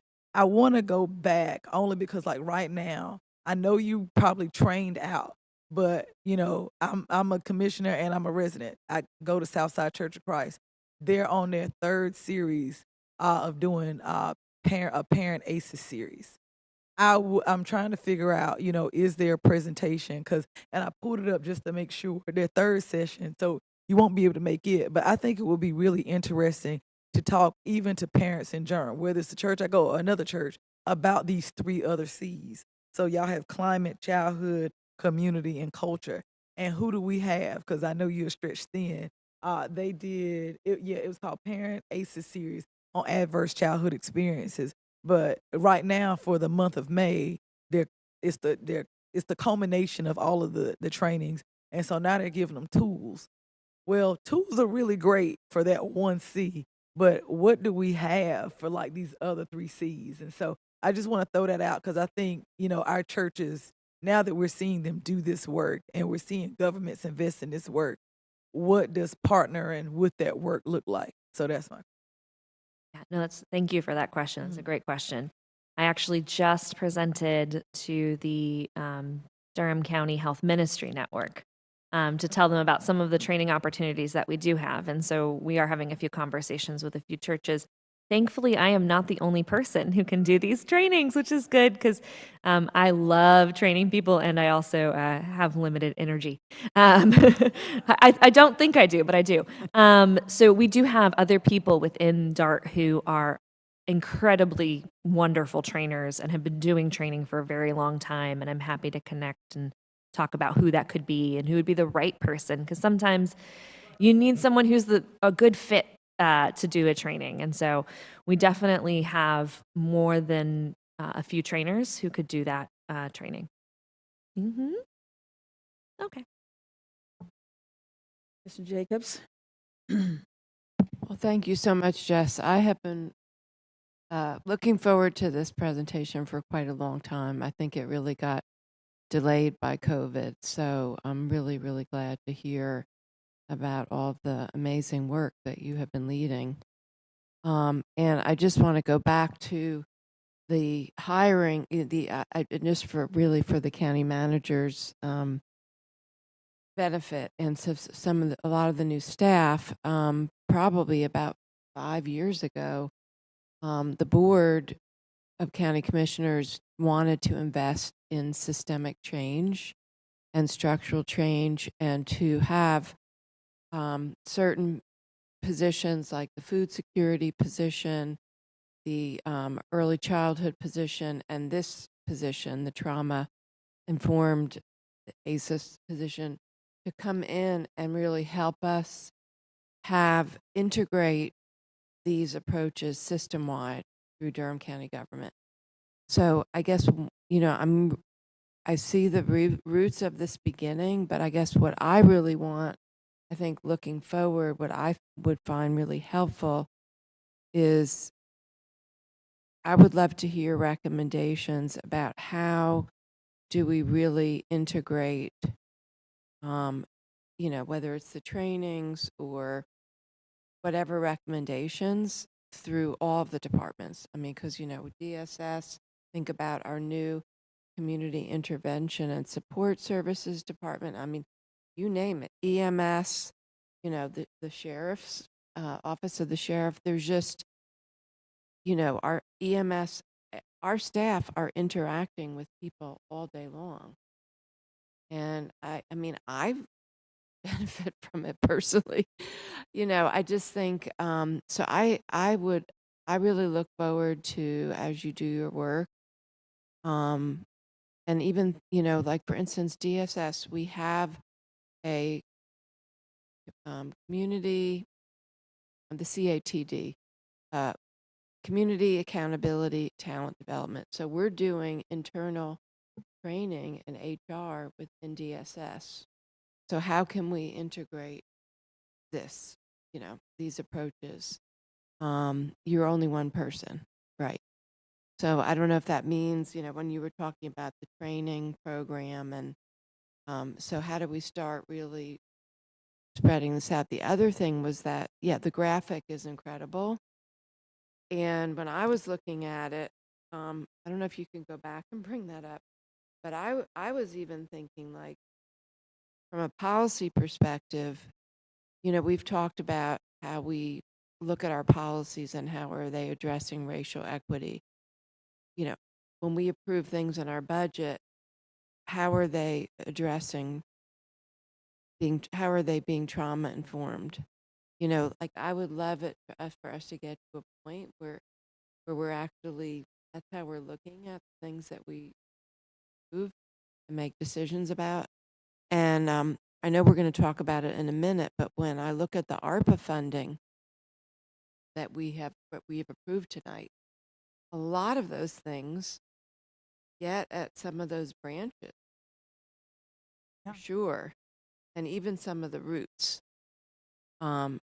In terms of the programs that we just support for the nonprofits that are providing those programs and services. So, so those were just some of my thoughts from the work that you're doing and how we can support it, and thank you for everything that you're doing to help transform Durham County government so that we are more resilient and trauma informed. Thank you. Shalom. I was just going to say thank you for your beautiful comments. And, as we come out of COVID, this is the type of public health work that we look forward to. And while we were doing COVID work, this is the kind of things that we were dreaming about. Yeah. So we're good team players. As Manager Soel knows, public health certainly stands ready to assist other departments. Look forward to spreading our wings, if you will, and kind of doing the kind of things that's going to provide those policy systems and environmental change that you are seeking. Thank you so much for this presentation, all the work that went in behind the scenes for this presentation to come to fruition. As I was looking at this tree, also something that came to my mind was that most of us were at the Durham Youth Votes event this past weekend, where we were sitting down with students to talk about what issues are important to them. And it was amazing to me because I was not thinking about the things that these kids were talking to us about when I was in high school. And it was like very amazing. I was very proud of them, but it's also very sad to be hearing these kids, because they should be kids enjoying their lives and the concerns that they have mostly about their friends and their colleagues. That's something that is overarching in all of these branches and roots, but I feel like could use its own, or maybe an umbrella over all of it, is just the political climate that we're in also, and how it's having a mental health impact on our youth. Especially so many of the conversations that I had with youth around LGBTQ youth. And I know I've seen reports, I'm sure my colleagues have seen that I think it was close to 50% of LGBTQ youth had strongly considered committing suicide last year. And a lot of that is just because of just how hateful and vitriolic the conversations have just been for them to see every single day. And I'm wondering what type of work and partnerships are we creating, especially for our LGBTQ youth, and also a call to action for my board of, after those conversations with the youth, of what are we doing within our schools to start getting more mental health resources into our schools, because a lot of times these kids don't have any other way to get to mental health resources. They're already in the schools. So let's get it to them while they're there, because once they get home, their parents may not have transportation. They may not be able to afford it. There's so many other barriers once they leave school grounds. I'm really glad you brought that up, Commissioner Lum. Thank you. I think that might be, if I were to make a few tweaks to this tree, there are two things that I would make sure we call out. And one is discrimination based on sexual orientation, and the other one would be disability because of what we see in the data. If we look at national level data, one of the places, in addition to race, that we see disparities in just those tree branches is among our LGBTQ youth. And I think that if I would wager a very educated guess that that goes back to discrimination and experiences of homelessness that our LGBTQ youth face nationally. And so I think there's one thing, I think we should think about this a little bit more, if I'm honest. The other thing, the one thing that we are really doing and pushing out really strongly is the new 988 number, which is it goes to the National Suicide Prevention Hotline, but it is a line that anyone can call if they are dealing with suicidal ideation or even just having a mental health crisis or just really stressed. And we saw when that launched in July, those first 2 months, our calls from young people shot up, particularly under 12. And I was taken aback a bit about how far up that had gone. That tells me that the word is getting out, that you can call, you can text, you can chat 988 and have a live person who's trained as a mental health crisis counselor talk to you. And so we've been doing a lot through our school nurses to get that information out and into the health rooms. We've been working with DPS Foundation to get word out about 988. And that's something we'll continue to do as one thing we can do to make sure that LGBTQ youth know that there are resources out there. The only thing I'll also add, Commissioner Lum, is that I have, along with Medical Director Jeff Jinks, and very Can you speak passionate. a little louder? Can't hear you. We've been very passionate about ensuring that our entire staff is trained on how to properly interact and care for this community, the LGBTQ community. So much so that we brought in subject matter experts. Forgot the name of the company, but Global Citizen. that's right. And we've had a series of training. As a matter of fact, the last one just wrapped up about a couple of weeks ago, and now we're going into listening sessions. So again, I think it's important for us to really understand this community, for us to understand how to care for this community, to understand how to make it a warm and a friendly environment for them to come into the Health and Human Services building. And I'm just really proud that the entire staff of the health department has received this training. I think it would be great. I don't know if you guys have already done this or thought about it, but maybe when the Office on Youth has their next meeting, bringing this presentation to them, because, yeah, they were the ones, some of the main organizers of the event we went to. Yeah, I think that's probably, I'm sorry, Laura, a partnership that I've left off of here, but I've worked very closely with Laura and Elise. But yes, I think this is something that we could maybe explore with the young people too. Yeah. Commissioner Carter? Well, just quickly, I'll add my voice to the chorus of gratitude and praise for this most important work. And I really do hope that this budget season that we will get some recommendations from you all for, action that we can take now, investments we can make now that you think would be the most effective and efficient at helping to prevent the trauma and helping to provide antidotes to the trauma that we screen for, on a regular system-wide sort of community level kind of way, and that we then can address. Whether that be something like universal basic income that we've talked about, or other sorts of initiatives that I know you all have come forward with, but something maybe that would be within one of the systems that we're working, right, that affects children and families. Just strong-armed me a couple of times to put some things in the budget, and we have a couple of things. I just want to add couple of more things. One, I see one of the environmental justice, and you mentioned the environment. And, one of the questions that I want to ask that I'm listening to a lot more lately because of the environmental, the PFAS, being on that committee. It's a national committee that I serve, but I serve North Carolina. And I'm just wondering, I'm hearing how it's impacting even mothers that are having babies. And I'm wondering, where are you seeing that as you're talking to people? Are you hearing about the results of those chemicals anywhere?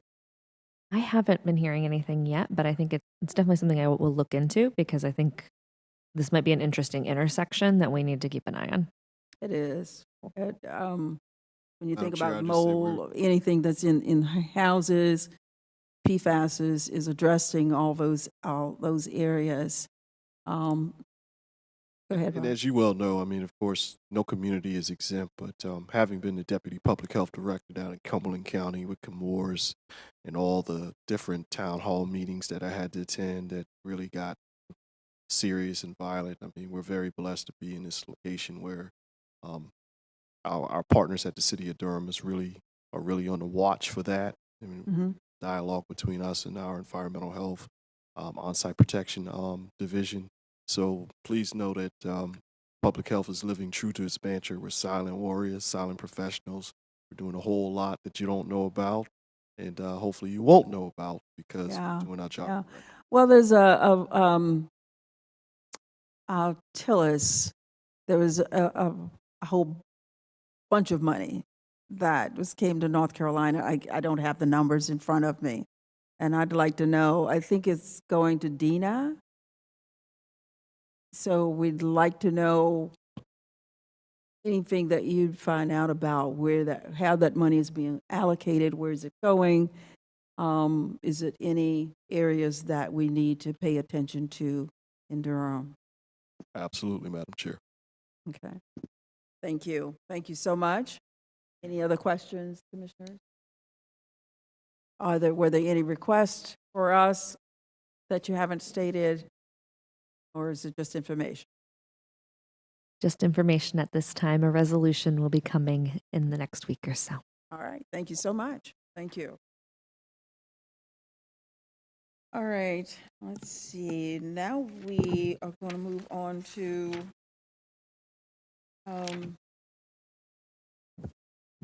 boards and commissions. But before we go there was a request for some information. Manager. Talk about that a bit. Absolutely. Good evening, everyone. Grateful for the opportunity to talk about the progress that we're making on our ARPA allocations. And if you will recall, in December, the board approved for staff to initiate 49 contracts with nonprofits to allocate $10.3 million of our ARPA funding. And so, as a reminder, we issued RFPs that were in 7 focus areas. And so tonight, we are asking the board to approve contracts, 24 contracts that relate to these focus areas. So real quickly, I'll just summarize what those focus areas are. So for capacity building and technical assistance for childcare, we have 2 contracts. For expanding access to affordable childcare, we have 2 contracts. For improving child and family social, emotional, and mental health for children ages 0 to 12, we have 5 contracts. And for improving youth and family social, emotional, and mental health for youth ages 13 to 24, we have 5 contracts. And for youth enrichment and recreational activities, we have 9 contracts. And then for crime intervention initiatives, we have 1 contract. And I would like to acknowledge our Deputy County Manager, Claudia Hager, who has led this great work to get us to this point. And she, along with some of our other staff, have helped to review a lot of the proposals.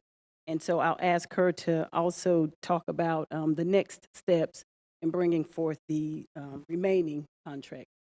Good evening, board members. It's great to get to this stage in the process. Yay. And it's been an iterative process for the last several months. My colleagues in the departments, many of them have helped with the reviewing of applications, and now that we're in the contract stage, we've had some input as well. So I may be the face, but there are many others who are helping us get to this stage. We are trying to move as quickly as possible.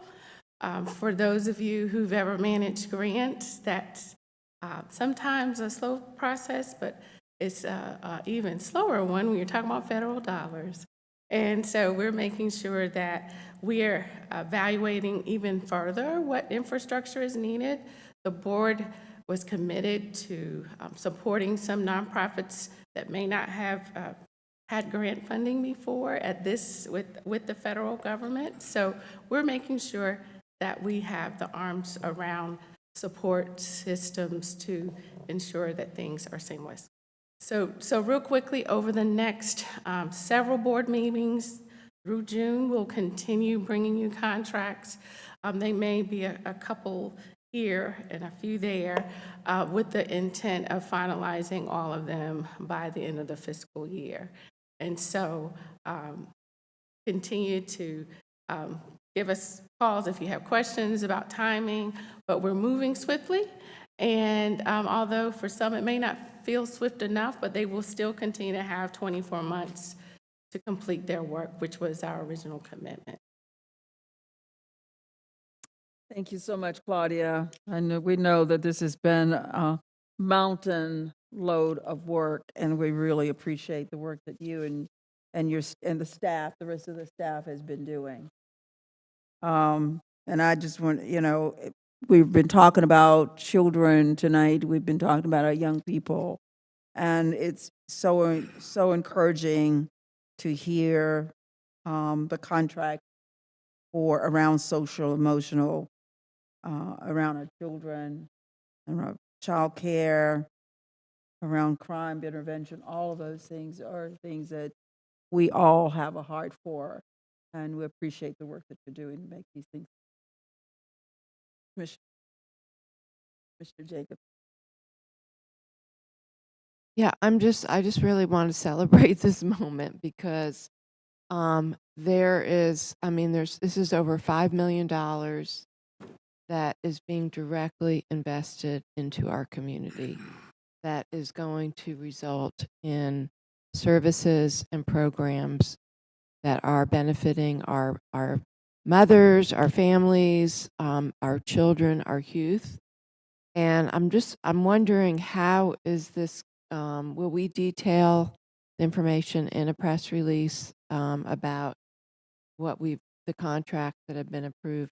I'd like to know how we are going to celebrate and share this great Yes. news. Yeah. And Deborah and I have been sort of talking over the last couple of days. We will detail in press releases and highlight the nonprofit entities, and we have a strategy for those conversations, and we're fleshing out timing. But that once we got to this point, we shared with nonprofits, we would then start firming up press releases and features and either the newsletters or other types of approaches. And so look to see that over the next several weeks and in months to come, because we have lots of stories to tell. Right. And we also want to make people aware of these new opportunities. There's been a lot of conversation between the city and the county about the goal of getting as many children and youth busy and engaged during the summer. And a lot of these programs that are being funded are actually going to increase capacity to create more slots for existing programs for the summer for different ages. So I think it's just a great timing, and also with supporting the whole schools program that Durham Public Schools is helping with. and even thinking about the diversity of people who are being helped, El Futuro, our immigrant and refugees, and there is just so much in here, and I'm grateful to you, Claudia, for your leadership on this and for all the staff that have been a part of the decision-making and vetting process about this. I do also, we forgot to mention actually one of the consent agendas items, which is further support for the 4-H, Juntos 4-H youth program is another great opportunity for our youth. So we're very fortunate. We are going to have a lot of opportunities for young people in our community over the next year or two going forward. Thank you. Okay. Caroline? Yeah, this is just a quick request or question. If we aren't doing it already, do we have a page on the county website that shows like these are all of the programs and organizations outside of county government that we are funding and supporting? We'll expand on that page, but we do have a page, and that's what Deputy Manager Hager and Deborah Craig Gray are working on to upgrade it and have all of that listed. We will transform a lot of this very soon. Okay. No, ma'am, that's it. Okay, Attorney, boards and commissions. Thank you, Madam Chair. Tonight, we have certain appointees to Durham County Boards and Commissioners. I'll go through the list. For the Durham County Hospital Corporation Board of Trustees, there has been a vote for Whitney Stanley to continue and for Charles Cooperberg to be appointed.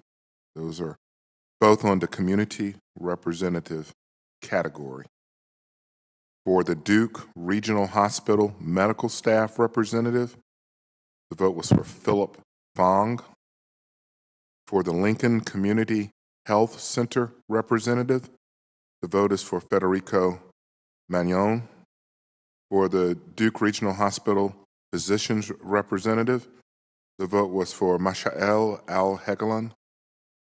For the Historic Preservation Commission, the vote was for Kenneth Webb. Regarding the Juvenile Crime Prevention Council, there's been a decision by the board to move that to at least the next month to allow more applicants to come in so that we can get a majority vote for that particular position and the citizens position. There was not a majority of the board for that particular position, so unless Madam Chair wants to handle it a different way. Okay. So that concludes the ballot for tonight. All right. All right. Well, thank you. Appreciate it. And congratulations to all the ones that have been appointed, all the citizens that were appointed. Thank you for being willing to serve. Anything else that needs to be brought before the board? Hearing nothing, I will ask for a motion to adjourn. All in favor? Aye. We are adjourned.